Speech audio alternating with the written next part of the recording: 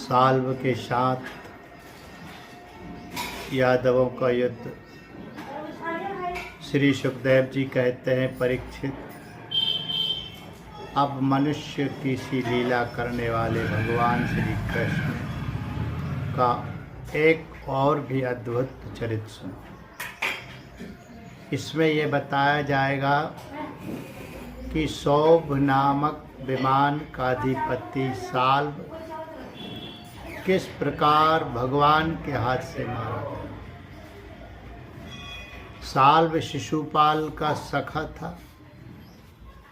और रुक्मिणी के विवाह के अवसर पर बारात में शिशुपाल की ओर से आया हुआ था।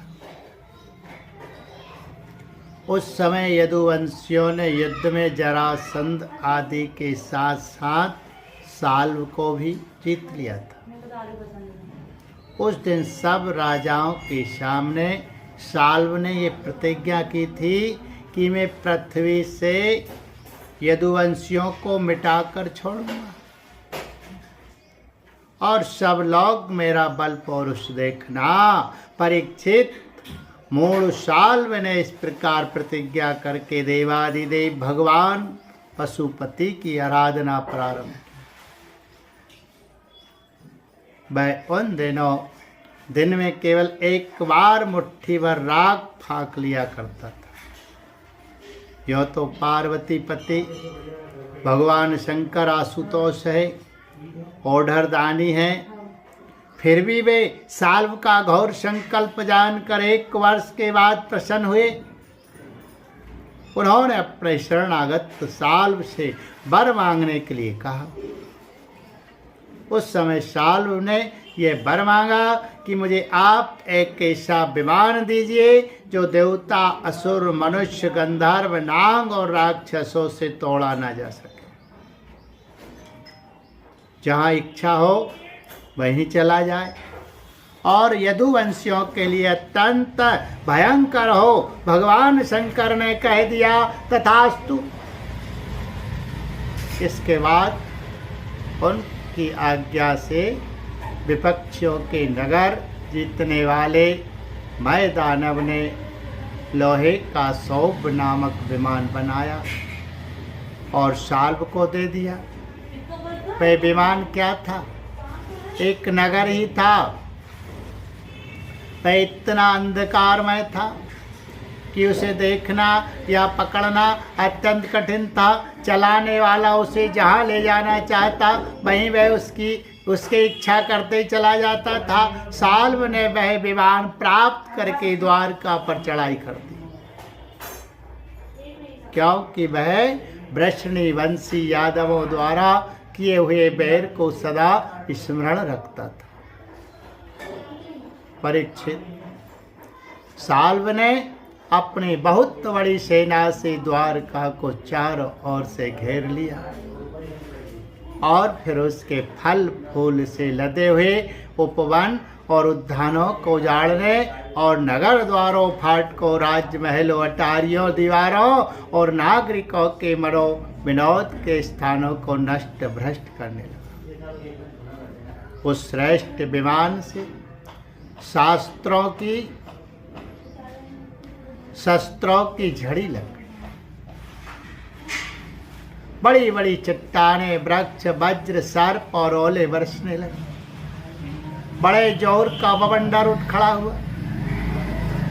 चारों ओर धूल ही धूल छा गई। परीक्षित, प्राचीन काल में जैसे पीड़ित कर दिया, जैसे प्राचीन काल में जैसे त्रिपुरासुर ने सारी पृथ्वी को पीड़ित कर रखा था, वैसे ही साल्व के विमानों ने द्वारकापुरी को अत्यंत पीड़ित कर दिया। वहाँ के नर नारियों को कहीं एक क्षण के लिए भी शांति ना मिलती थी। परम यशस्वी वीर भगवान प्रद्युम्न ने देखा हमारी प्रजा को बड़ा कष्ट हो रहा है। तब उन्होंने रथ पर सवार होकर सबको ढाढ़स बंधाया और कहा कि डरो मत, उनके पीछे पीछे सात्यकी चारुदेशन शाम्ब भाइयों के साथ अक्रूर कृतवर्मा भानुविंद गद्द शुक्रशाण आदि बहुत से वीर बड़े बड़े धनुष धारण करके निकले। ये सब के सब महारथी थे, सब ने कवच पहन रखे थे और सब की रक्षा के लिए बहुत से रथ हाथी घोड़े तथा पैदल सेना साथ साथ चल रही थी। इसके बाद प्राचीन काल में जैसे देवताओं के साथ असुरों का घमासान युद्ध हुआ था, वैसे ही साल्व के सैनिकों और यदुवंशियों का युद्ध होने लगा। उसे देखकर लोगों के रोंगटे खड़े हो जाते थे। प्रद्युम्न जी ने अपने दिव्य अस्त्र से क्षण भर में ही सौभपति साल्व की सारी माया काट डाली। ठीक वैसे ही जैसे सूर्य अपने प्रखर किरणों से रात्रि का अंधकार मिटा देते हैं, प्रद्युम्न जी के बाणों में सोने के पंख एवं लोहे के फल लगे हुए थे। उनकी गांठें जान नहीं पड़ती थी। उन्होंने ऐसे ही 25 बाणों से साल्व के सेनापति को घायल कर दिया। परम मनस्वी प्रद्युम्न जी ने सेनापति के साथ ही साल्व को भी 100 बाण मारे। फिर प्रत्येक सैनिक को 1-1 और सारथी को 10-10 तथा वाहनों को 3-3 बाणों से घायल किया। महामना प्रद्युम्न जी के इस अद्भुत और महान कर्म को देखकर अपने एवं पराय सभी सैनिक उनकी प्रशंसा करने लगे। परीक्षित, मैं दानव का बनाया हुआ साल्व का वह विमान अत्यंत मायामय था। वह इतना विचित्र था कि कभी अनेक रूपों में दिखता तो कभी एक रूप में, कभी दिखता तो कभी ना भी दिखता। यदुवंशियों को इस बात का पता ही ना चलता कि वह इस समय कहाँ है। वह कभी पृथ्वी पर आ जाता है तो कभी आकाश में उड़ने लगता है, कभी पहाड़ की चोटी पर चढ़ जाता है तो कहीं जल में तैरने लगता है। वह अलात चक्र के समान मानो कोई दुमुही लुकारियों की बनेठी भांज रहा हो घूमता रहता था, एक क्षण के लिए भी कहीं ठहरता न था। साल्व अपने विमान और सैनिकों के साथ जहाँ जहाँ दिखाई पड़ता वहीं वहीं यदुवंशी सेनापति बाणों की झड़ी लगा देते थे। उनके बाण शूर और अग्नि के समान जलते हुए तथा विषैले सांप की तरह असहाय होते थे। उनसे साल्व का नगराकार विमान और सेना अत्यंत पीड़ित हो गई।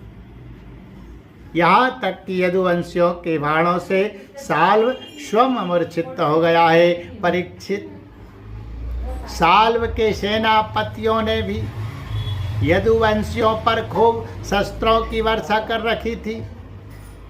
इससे वे अत्यंत पीड़ित थे, परंतु उन्होंने अपना अपना मोर्चा छोड़ा नहीं। वे सोचते थे कि मरेंगे तो परलोक बनेगा और जीतेंगे तो विजय की प्राप्ति होगी। परीक्षित, साल्व के मंत्री का नाम था धूमान, जिसे पहले प्रद्युम्न जी ने 25 बाण मारे थे। वे बहुत बली था। उसने झपट कर प्रद्युम्न जी पर अपनी फौलादी गदा से बड़े जोर से प्रहार किया और मार लिया कहकर गरजने लगा। परीक्षित, गदा की चोट से शत्रु दवन प्रद्युम्न जी का वक्ष स्थल फट सा गया। दारुक का पुत्र उनका रथ हाँक रहा था।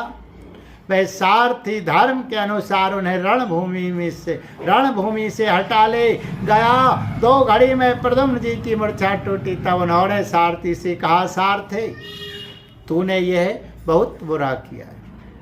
हाय हाय, तू मुझे रणभूमि से हटा लाया।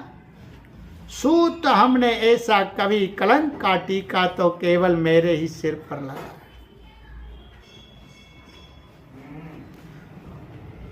हमने ऐसा कभी नहीं सुना कि हमारे वंश का कोई भी वीर कभी रणभूमि छोड़कर अलग हट जाए। हट गया हो, यह कलंक का टीका तो केवल मेरे सिर पर लगा। सचमुच सूत तू कायर है, नपुंसक है, नपुंसक है, बतला तो सही। अब मैं अपने ताऊ बलराम जी और पिता श्री कृष्ण के सामने जाकर क्या कहूंगा? अब तो सब लोग यही कहेंगे ना कि मैं युद्ध से भाग गया। उनके पूछने पर मैं अपने अनुरूप क्या उत्तर दे सकूंगा? मेरी भाभियां हंसती हुई मुझसे साफ साफ पूछेगी कि कहो वीर, तुम नपुंसक कैसे हो गए? दूसरों ने युद्ध में तुम्हें नीचा कैसे दिखा दिया? सूत अवश्य ही तुमने मुझे रणभूमि से भगाकर अक्षम्य अपराध किया है। सारथी ने कहा, आयुष्मान, मैंने जो कुछ किया है सारथी का धर्म समझकर ही किया है। मेरे समर्थ स्वामी युद्ध का ऐसा धर्म है कि संकट पड़ने पर सारथी रथ की रक्षा कर और रथी सारथी की। इस धर्म को समझते हुए ही मैंने आपको रणभूमि में से हटाया है। शत्रु ने आप पर गदा का प्रहार किया था, जिससे आप मूर्छित हो गए थे, बड़े संकट में थे, इसी से मुझे ऐसा करना पड़ा है। बोलिए गोविंद गोपाल कृष्ण भगवान।